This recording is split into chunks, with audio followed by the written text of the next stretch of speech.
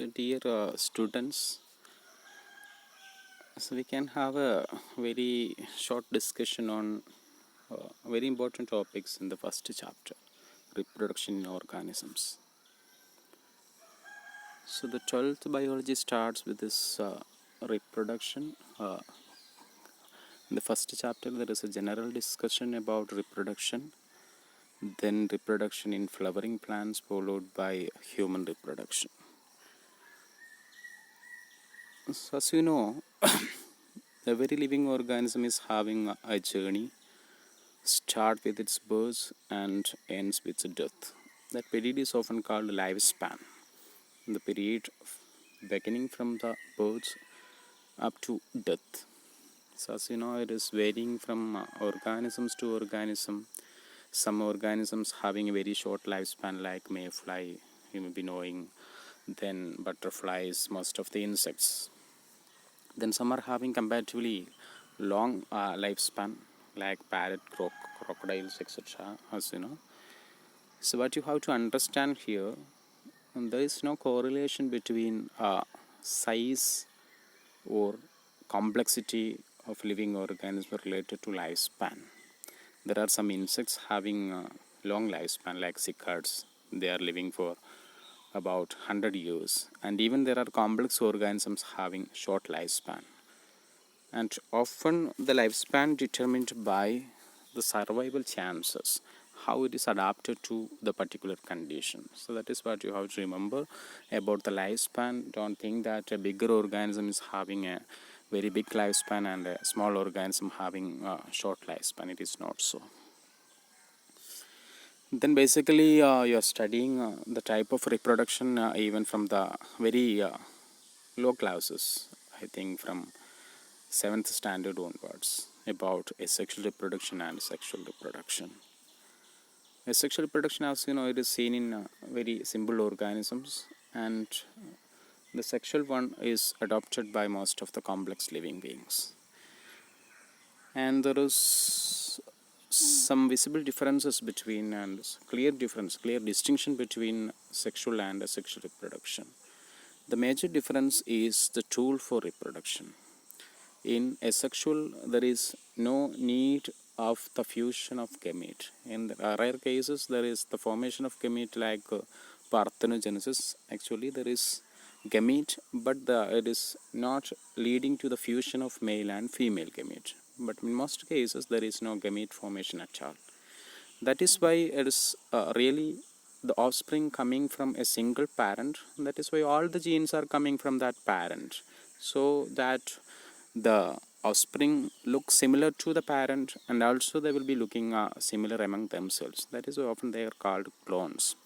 But in sexual, there is fusion of gamete. The gamete actually brings a lot of genes from two parents. So often it results in the combination of new combination of genes. That is why often they are showing much variation among themselves and also with the parent. And this variation helps in survival, especially when there is a change in environment.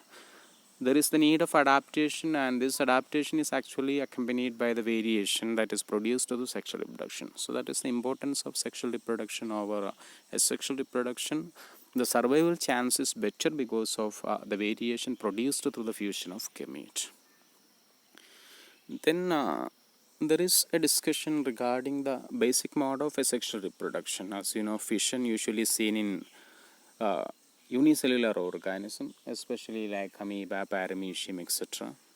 And here the parental body will be splitting into two. That is why that condition is called binary fission. And in some cases, like plasmodium, there is continuous division of nucleus, and then it will be bursting out, and many offspring will be produced at a time. So that is what is called multiple fission, another type of fission. Budding, as you know, it is seen in simple organisms like yeast, where the bud is usually unicellular, and also seen in some complex organisms like hydra, where the bud is multicellular. Spore formation is adopted by most of the simple creatures like fungi, algae, bacteria, etc., especially to overcome a very difficult condition. When the condition is not favorable for their life, what they are doing is they will produce spores, and spores will be able to withstand because of special features in the spores. They will be able to withstand the difficult condition, and when the condition becomes favorable, the spore will be germinating into organism. Vegetative propagation you might have learned in lower classes, especially seen in plants. They are producing more plants with their vegetative parts. Usually they are having reproductive parts like flower, seeds, etc. And also there are vegetative parts like stem, root, etc. If these vegetative parts are involved in reproduction, that is considered as vegetative propagation, a type of sexual reproduction. So this is showing binary fission in amoeba.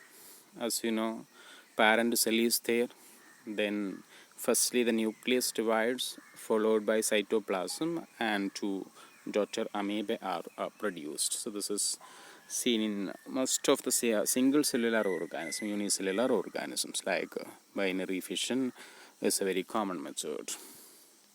Multiple fission is also shown here. You can see the division of nucleus. Many times the nucleus divide. Often it is multiple mitosis, and it is followed by the bursting out of the young organism. So many individuals are produced at a time. That is why it is considered as multiple fission. Budding, you can see there are special regenerative cells on the body of hydra that will result in some extra outgrowths, that is often called bud. Then bud will also grow and will be detaching from the parent body. This is what is bud. And in yeast, as you know, the single cell will divide unequally, and often the small cell produced is called bud. Then that will detach, and that is a common method seen in yeast. Spore formation also seen. Usually the spores are produced in special bodies called sporangium. And when the spores are ready to burst, the sporangium will break and the spores will be released out. You can see when you are keeping a bread open exposed, after a few days, if it is there, you can see fungal growth. Actually, the spores are coming through air, and that will result in the germination when it is getting a source of food like your bread. So that is one method. Then there are special asexual reproductive structures, especially in simple organisms. Mainly different type of spores in some cases. Zoospores, as you know, these are motile spores seen in algae like Chlamydomonas. Conidia, that is seen in penicillium. Penicillium may be knowing it is the fungus in which the penicillin is extracted. So conidia is formed in a chain. Often it is formed exogenously outside the body on special bodies called conidiophores. Buds already we mentioned, that is in hydra is. And in sponges, gemmules are also asexual reproductive structures that is produced endogenously inside the body, and it will be covered by a cyst and it will break, and the gemmules will be germinating into new sponges. Vegetative propagules already we mentioned. This is simply multiplication of plants from vegetative parts, not from reproductive parts. The parts like leaf, that is usually involved in photosynthesis, but in certain cases the leaves can be used for multiplicating the plants. The same way the stem usually conducting the materials, either water and minerals, or simply food produced in photosynthesis. In certain cases, stem, as you know, if you are cutting the stem of a rose or hibiscus, if you are keeping it in soil, it will germinating into new plants. This is what is called vegetative propagation, and the part that is used for vegetative propagation is often called vegetative propagules. So usually there are some technical terms used for vegetative propagule. The important terms mentioned in our textbooks. One is runner, that is usually in grass, oxalis. So you can see in the diagram. Usually a branch just above the soil, it will be running above the soil, and after a particular interval, roots will be coming out and the leaves will be there. Again the runner will be there. Then this way it will be spreading to new area. So this is runner. Sucker, we knowing in the case of banana, chrysanthemum, etc., mint plant, etc. Below the soil you can see from the underground part of the stem something will be originating, a bud will be originating that will come outward, come upward above the soil. That is what is called sucker. In banana, as you know, we will be separating this sucker and you can grow it as a new plant. The same way it is seen in chrysanthemum, mint plant, etc. Potato, as you know, potato is actually underground stem, that swollen part. It will be having small depressions like part, that is called eyes of potato. Nodes will be there. So if you are cutting this potato into different pieces, what you have to do is you have to ensure that each piece should contain one eye. Then if you are keeping it in soil, that will be germinating into new potato plant. So that is what is called tuber. Then bryophyllum, it is already we have mentioned. Bryophyllum is actually having vegetative leaf buds. On the side, on the margin of leaves, you can see small buds that will be detaching, and that will be growing as new bryophyllum plant. Opposite, especially aquatic plant like African pile, you may be knowing, it is called Eichhornia. So it will be having a cluster of leaves having roots, then a short branch called opposite. Again a cluster of leaves will be originating from there. Roots will be forming, again opposite. So in this way it will be spreading to new area very shortly. A water body can be completely covered by this plant within a short span of time. Often it will what we call block the oxygen dissolving method, and it will absorb dissolved oxygen. As a result, often results in the death of aquatic organism. That is often called terror of Bengal. So that is what is the name given. Then bulb, like onion, having the shape of a bulb, usually having two parts. One is that rough portion. When you are cutting the onion, usually you are using that thick portion, you are avoiding that thick portion. That is actually stem. From this roots will be originating. Then scale leaves, as you know, the leaves in which the food is stored. So that is what is bulb. Onion, garlic, etc. Ginger, as you know, it is rhizome. Ginger, turmeric, all such items considered as rhizome. This is also underground. On this also you can see lines that is similar to nodes of a stem. This is a stem, but only the fact is it is seen in below the soil. That is why considered as underground stem. If you are cutting this into different pieces, you can grow different ginger plant from this easily. Bulbil, it's usually seen in century plant, agave.